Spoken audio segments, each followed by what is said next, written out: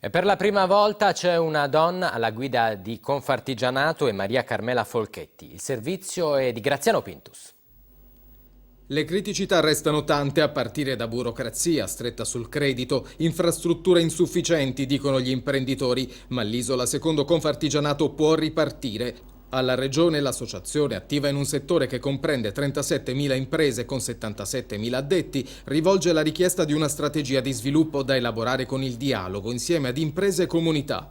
Nel prossimo biennio Confartigianato regionale sarà guidata dalla neoeletta Maria Carmela Folchetti, fotografa nuorese. Chiediamo l'approvazione del piano casa che è stato licenziato qualche giorno fa dalla quarta commissione, altrimenti le nostre imprese e i cittadini sardi naturalmente si troverebbero di fronte a un vuoto normativo che creerebbe ancora molti più problemi di quelli che ci sono.